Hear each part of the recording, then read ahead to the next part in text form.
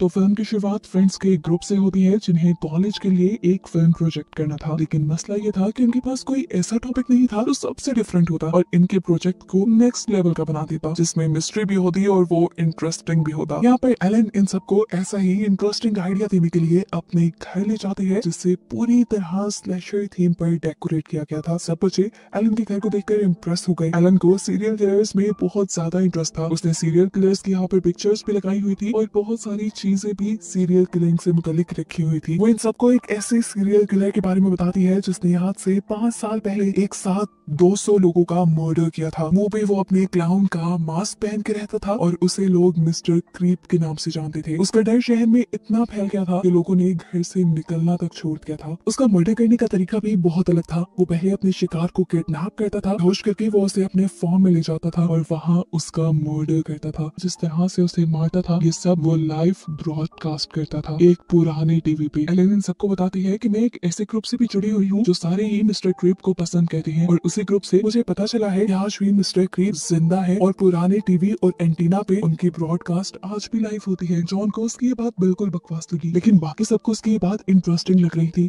अगर ये कहानी भी थी तो इसका टॉपिक बहुत मजे का था। इस पर ये लोग फिल्म बनाते तो 100% हिट होती। इसी सब चक्कर में ये लोग एक पुराना टीवी अरेंज करते हैं और एक एंटीना भी। जॉन को भी लग रहा था कि ये सारी मेहनत इनकी बेकार जाएगी, लेकिन हैरान तो वो तब हुआ जब उनके एंटीना ने मिस्टर क्रीप का चैनल कैच कर लिया और वहाँ सच में आज भी एक लाइव ब्रॉडकास्ट चल रही थी। इस लाइव ब्रॉडकास्ट में ये लोग मिस्टर क्रीप की एक ड्राउनी सी डॉल को देखते हैं जो मिस्टर क्रीप अपनी शिकार के पास रखता था। आज भी मिस्टर क्रीप ने एक आदमी को पकड़कर उसे मार डाला। वो मिस्टर क्रीप के बारे में और सर्च करने में इंटरेस्टेड हो जाते हैं। एलन इन सबको एक इंटरेस्टिंग और शॉकिंग न्यूज ये भी देती है कि मिस्टर क्रीप को जिस जेल में रखा गया था, एक दिन अचानक उस जेल में आग लग गई और उस पुलिस स्टेशन से सारे के सारे पुलिस ऑफिसर्स भाग गए, यहाँ तक कि कैदी भी भाग गए। उस दिन के बाद से उस पुलिस स्टेशन को हमेशा के लिए बंद कर दिया गया था। लेकिन इससे भी ज्यादा मजे की बात ये थी कि वहाँ पर मौजूद सारी फाइल्स और डाटा अभी भी वहीं पर है। शायद हमें वहाँ से मिस्टर क्रीप की फाइल मिल जाए। इसी उम्मीद में ये लोग उस पुलिस स्टेशन पहुंच जाते हैं। सभी एक्साइटेड थे, लेकिन जॉन नहीं। जॉन को ये सब गलत लग रहा था। वो जब किसी को भी अपनी बात पे एग्री नहीं कर पाता तो फैसला करता है कि खुद वो पुलिस स्टेशन के बाहर रुकेगा और ये सब मिस्टर क्रीप के बारे में सर्च करने के लिए उस पुलिस स्टेशन के अंदर जाएंगे। एलन डॉक्यूमेंट्री बनाने के लिए उस पूरे पुलिस स्टेशन को शूट कर रही थी। अब एलन इन सबको कहती है तुम लोग फाइल्स ढूंढो, मैं ऊपर चेक करके आती हूँ। कोई अजीब सी चीज, कोई साया जैसे उसका पीछा कर रहा हो। वो डरी, फिर उसने ये सब अपना वहम समझकर यहाँ लॉकअप को चेक करने लगी। लॉकअप के अंदर उसे मिस्टर क्रीप की वही क्रीपी डॉल मिल गई जिसे उन्होंने लाइव ब्रॉडकास्ट में दिखाया था। वो उसकी वीडियो बनाने लगी, तभी अचानक कोई इसके पीछे आ गया। मुड़कर देखा तो कोई नहीं था। अब जब वो सीधी हुई तो शॉक रह गई क्योंकि उसकी डॉल वहाँ से गायब हो गई थी। वो इस लॉकअप से बाहर निकलने का सोचने ही लगी तो पलक झपकने जितने वक्त में यहाँ उसके सामने कोई आ गया। ये मिस्टर क्रीप था जो उसे लॉकअप में अब बंद कर चुका था। एलन का डर से बुरा हाल हो गया। वो डर के मारे चिल्लाने लगी। उसकी आवाजें सुनकर उसे बचाने के लिए उसके साथी आ गए, जिन्होंने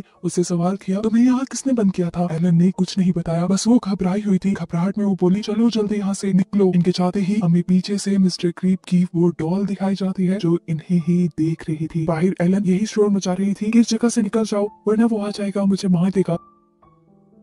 एलन के घर जाने पर उन्होंने पूछा कि तुम्हारे पीछे कौन पड़ा था, तो एलन ने सच बता दिया कि मेरे पीछे मिस्टर क्रीप पड़ गया था। लेकिन उसकी बातों पे किसी ने एतबार नहीं किया। जॉन को लगने लगा कि एलन हेलुसिनेट कर रही है क्योंकि वो मिस्टर क्रीप को इतना अच्छे से जानती है और अब तो वो कुछ ज्यादा ही उनमें इन्वॉल्व हो गई थी, तो उसका ब्रेन अब मिस्टर क्रीप के बारे में हेलुसिनेट करने लगा है। ये मिस्टर क्रीप की और ज्यादा फुटेजेस देखना चाहते थे ताकि अपनी डॉक्यूमेंट्री पे काम कर सके। वो एलन को भी बुलाते हैं, लेकिन एलन उन्हें कहीं नहीं मिलती। उसका फोन भी बन जा रहा था। वो कहाँ गई थी इन्हें बताकर भी नहीं गई। ये लोग मिस्टर क्रीप की टेप को चला देते हैं जो पुलिस इंटेरोगेशन की थी। पुलिस उससे पूछते हैं कि तुमने 200 लोगों को मारा है, उनकी डेड बॉडी कहाँ रखी है। शराफत से उनकी डेड बॉडीज उनके प्यारों को दे दो, लेकिन मिस्टर क्रीप ने मना कर दिया। मिस्टर क्रीप ने कहा उनकी बॉडी, उनकी सोल सब कुछ मेरी है, वो मेरे पास ही रहेगी। पुलिस ने पूछा आखिर तुमने उन सबको मारा क्यों, जिस पर मिस्टर क्रीप ने जवाब दिया मैंने उन्हें अपनी मर्जी से नहीं मारा, बल्कि मेरे से ये काम करवाया गया है। वो बताता है कि मेरे दिमाग में कुछ आवाजें गूंजती हैं और वही मुझसे ये सब करवाती है। पुलिस ने पूछा कैसी आवाजें, किसकी आवाजें। मिस्टर क्रीप ने बताया कि गॉड की आवाजें मेरे दिमाग में गूंज पूछती हैं। वही मुझे इन सब लोगों को मारने को कहते हैं। वही मुझे लोगों के नाम बताते हैं जिनको मैंने मारना होता है। गॉड ने मुझे चैलेंज दिया है 200 लोगों को मारने का, जिसके बाद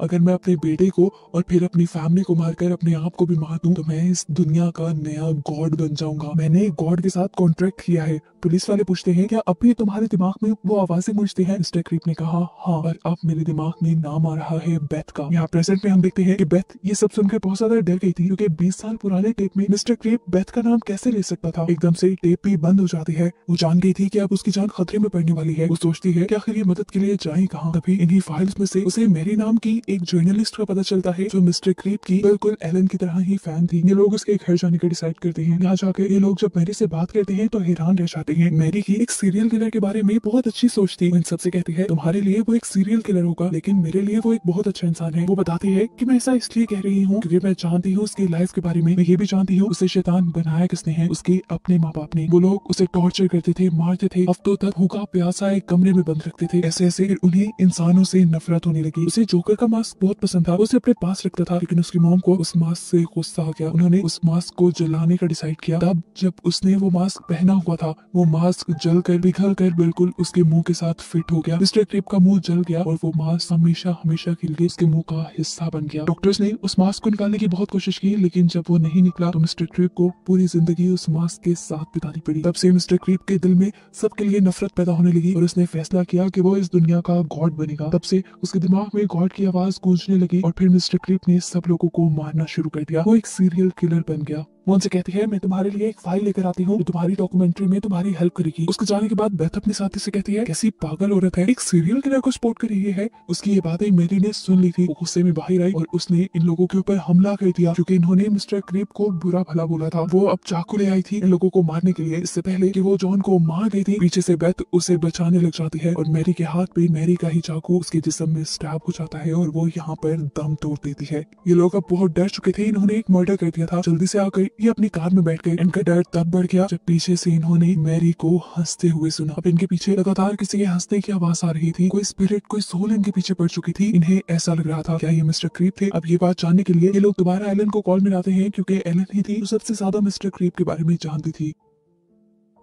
एलन इनकी कॉल भी नहीं उठाती और जब ये लोग एलन के घर जाते हैं तो एलन इन्हें वहां भी नहीं मिलती। सीट कट होकर हमें एलन को दिखाया जाता है जो झाड़ियों में चल रही थी और सब कुछ रिकॉर्ड कर रही थी। वो डरी हुई भी थी। वो मुझे मार देगा, वो मेरे पीछे पड़ा हुआ है। यहाँ एलन के घर पे ये सब लोग देखते हैं कि एलन ने मिस्टर क्रीप से मिलने का फैसला कर लिया था और उसने पुलिस के सिस्टम को हैक करके ये पता चलाने की कोशिश की थी कि मिस्टर क्रीप की आज भी लाइव ब्रॉडकास्ट कहाँ से आती है। और वो वहाँ पर जा भी चुकी थी। बेथ और उसके साथ ही डर गए और उन्होंने फैसला किया कि वो एलन की जान बचाने के लिए जाएंगे। जॉन अभी भी डरा हुआ था, वो इनके साथ जाने से मना करता है, लेकिन तभी हम देखते हैं कि यहाँ पे जो पुराना टीवी था उसके अंदर एलन नजर आने लगी। एलन रो रही थी। ये वही चैनल था जहाँ पे मिस्टर क्रीप की वीडियोस ब्रॉडकास्ट होती थी। इन्हें वो रोती हुई दिखाई दी जो इन्हें कह रही थी प्लीज मुझे आकर बचा लो, तेरी जान खतरे में है। ये वीडियो देखकर जॉन भी इनकी मदद के लिए यानी एलन को बचाने के लिए तैयार हो जाता है। ये लोग वहाँ जाने की तैयारियों में लग जाते हैं। वह अपने तीनों साथियों को एक एक कैमरा देती है और एक एक सिटी देती है कि अगर ये लोग एक दूसरे से दूर भी हो जाए और वहाँ पे सिग्नल ना हो तो ये सिटी मारकर एक दूसरे को आवाज दे सके। चाहते हुए इन्होंने ये बात डिसाइड कर ली थी कि अगर इन्हें मिस्टर क्रीप दिख गया तो ये बस उसे देखते ही भाग जाएंगे किसी भी चीज की परवाह किए बगैर।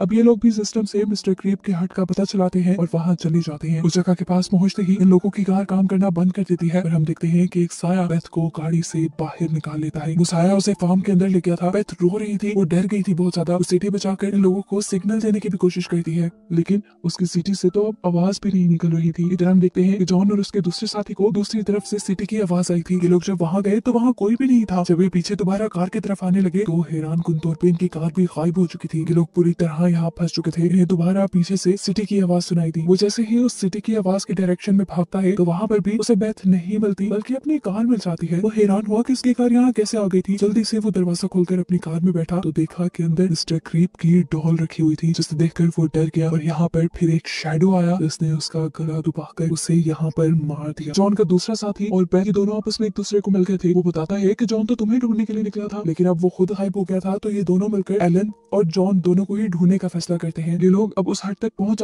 जहाँ से मिस्टर क्रीप की वीडियोस ब्रॉडकास्ट होती थी। यहाँ जाने पे इन्हें ऐसा महसूस हुआ कि इनके पीछे कोई साया आ गया है। इससे पहले कि ये साया इन्हें मार देता, यहाँ पे इन्हें एलन दिखाई देती है। इसके हाथ में मिस्टर क्रीप की डॉल थी और वो ऐसा बिहेव कर रही थी जैसे उसे किसी ने पोसेस कर लिया हो, अपने कब्जे में ले लिया हो। वो जल्दी से पीछे मुड़ती है, बेथ को देखती है और तभी यहाँ दिखाया जाता है कि एक साया बेथ के दूसरे साथी को भी मार देता है और बेथ बेहोश हो जाती है। उसे जब होश आया तो उसने देखा कि वो एक कॉफिन में बंद थी अपने मरे हुए साथी के साथ। वो घबरा कर अपने आप को इस ताबूत से बाहर निकालती है और भागने लग जाती है। भागते भागते वो एक कब्रिस्तान में पहुंची जिसमें बहुत सारी कब्रें थी। वो समझ गई कि मिस्टर क्रीप का वो कब्रिस्तान होगा जहाँ पर वो सभी लोगों को मार कर दफन करता होगा। अपने आप को बचाने के लिए वो जल्दी से भागी और उसके सामने उन्हीं की कार आ गई। उसने सुकून का सांस लिया और जैसे ही कार का दरवाजा खोला तो अंदर से मिस्टर क्रीप निकल आए, जिसने उसे पकड़कर यहाँ पर उसे मार डाला। मिस्टर क्रीप ने इन चारों को अब खत्म कर दिया था। मूवी के पोस्ट क्रेडिट सीन में दोबारा से मिस्टर क्रीप का शो दिखाया जाता है जहाँ पे मिस्टर क्रीप अपने सामने इन चारों दोस्तों की लाशों को रख के बैठा हुआ था। बस इसी सब को दिखाते हुए ये मूवी यहाँ खत्म हो गई।